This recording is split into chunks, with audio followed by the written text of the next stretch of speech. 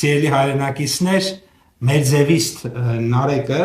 հրապարակի, որով վերջերս նաև գինու արտադրության փորձագետ է դարձել, վերջերս մի վիճակագրություն էր հրապարակել, որտեղ մոտավորապես ըստ էության այդ էստիր հաշվարկի Հայաստանում 13 միլիոնի գինի է արտահանվում։ Այնինչ վիճակագրությունը ցույց է տալիս, որ մենք արտահանում ենք 30, օրինակ, անցած տարի 32 միլիոն դոլարի գինի ենք արտահանել, այնինչ, այսինքն դա նշանակում է, որ իր վիճակագրությունն էլ է սխալ, մասնավորապես 18 միլիոնի արտահանել ենք խաղողի հումքով գինի եւ մրգային հումքով գինի արտահանել ենք 14 միլիոնի։ Այսինքն, եթե անգամ միայն խաղողի հումքն է վերցրել, ապա նորից էական, ուրեմն սխալ է թույլ տվել Մերձևիստը, բայց այստեղ մի հետաքրքիր վիճակագրություն էլ կա, օրինակ 2014-15 թվականներին, երբ իր հայրը իշխանության մեջ էր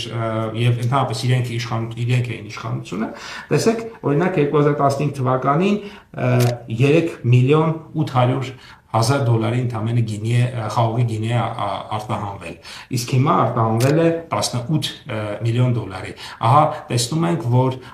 տարբերությունը անգամներով է եւ եթե մենք օրինակ 4 անգամ կարողացել ենք ավելացնել այս արտահանման ծավալը կամ ավելի քան 4 անգամ, 4-4.5 անգամ, ես չգիտեմ ինչ է ուզում Մերձևիստ Նարեկը անել, բայց մենք թույլ չենք տա, որպեսզի օրինակ մեր 18 միլիոն դոլարի արտահանումը նորից դարձնեն 3-8 միլիոն դոլար։ Շնորհակալություն։ Սիրելի ժողովուրդ, այս հոլովակը չէի նկարի, եթե մեր ձևով շարժման ներկայացուցիչ Նարեկ Կարապետյանի խոսքերը չընկալեի վիրավորանք տասնյակ հազարավոր մեր խաղողագործների, տասնյակ գինեգործների եւ իհարկե մեր հազարամյա գինեգործական մշակույթի հանդեպ։ Ուրեմն ինչ է ասում այս երիտասարդը։ Երիտասարդը ասում է, որ Հայաստանում ըստ էության ասում է, որ Հայաստանում գինեգործական մշակույթ չկա, գինու արտադրություն չկա, գինեգործություն չկա, գինեգործական կենտրոններ չկան, մենք չգիտենք ինչպես դա անել եւ ինքը եւ իր ռուսաստանցի հորեղբայրը գալու են մեզ բոլորիս խաղող մշակել սովորեցնեն, գալու են մեզ բոլորիս գինի արտադրել սովորեցնեն, գինի վաճառը հանել սովորեցնեն եւ այսպես շարունակ։ Ես ուզում եմ այս բոլոր մարդկանց ասել, որ իրենք սխալվում են։ Նախ իմացեք եւ հիշեք, ականջների օղարեք, մարդիկ նորօրյա վունդերքինդներ։ Հայաստանում կա 6000-ամյա գինու ավանդույթ։ Աշխարհի ամենահին գինեգործարանը հայտնաբերվել է Վայոց ձորում, Արենիում։ Արենիում է էնդեմիկ սորտը, հենց Արենին, որը էնդեմիկ սորտ է եւ աշխարհի շատ գինեգործական կենտրոններ ու ռեգիոններ չունեն իրենց էնդեմիկ սորտերը, իսկ Վայոց ձորը ունի։ Իսկ ընդհանրապես ինչ է գինեգործական կենտրոնը, դա մի տեղ է, որտեղ կան գործարաններ, խաղողի արտադրություն, գինու արտադրություն, գինու տուրիզմ, գինու մշակույթ,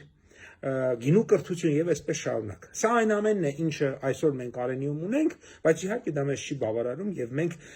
շարունակում ենք ներդրումներ անել, մասնավորապես կառավարությունը 20 միլիոն եվրո է լավիչ առաջիկա 5 տարիներին ծախսելու, որպեսզի գինեգործական կենտրոնը զարգանա եւ բնականաբար գինու տուրիզմը զարգանա, գինու արտադրությունը զարգանա եւ այսպես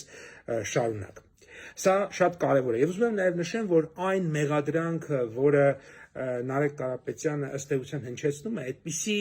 կարծիք աշխարհում որոշ երկրներ հնչեցնում են Հայաստանի հանդեպ, այդ թվում մեր տարածաշրջանի որոշ երկրներ, բայց ես հասկանում եմ նրանք ինչու են հնչեցնում, որովհետև աշխարհում գինու արտադրությունը գնալով ընկնում է, ներողություն, գինու սպառումը, եւ մրցակցությունը սրվում է, եւ բնականաբար ոչ մեկ չի ուզում, որ Հայաստանը մնա գինեգործական շուկայում կամ ել ավելի զարգացնի եւ մեծացնի իր տեղը։ Բայց թե եւ դա հասկանալի է, թե ինչու են մեր մրցակից երկրները այդպես ասում, բայց թե ինչու է Հայաստանի քաղաքացին այդպես ասում,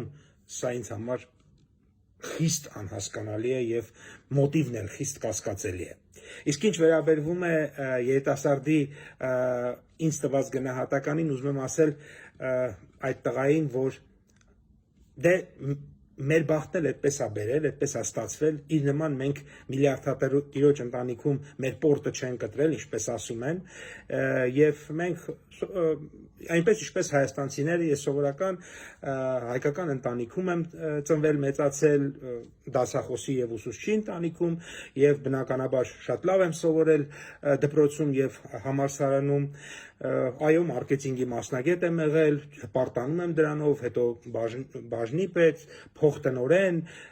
պատգամավոր, մշտական հանձնաժողովի նախագահ, նախարար, այսինքն սա մի կենսագրություն է, որը նաև զուգահեռ ամբողջ համալսարան ավարտելուց հետո դասախոսական աշխատանքով եմ զբաղվում մինչև այսօր, գիտությունների թեկնածու եմ, դոցենտ եմ, սա մի կենսագրություն է, որով ես հպարտանում եմ եւ կարծում եմ ցանկացած մարդ կհպարտանար եւ այո, ես ունեմ ասել, որ այդ երիտասարդին, որ մեզ նման մարդիկ,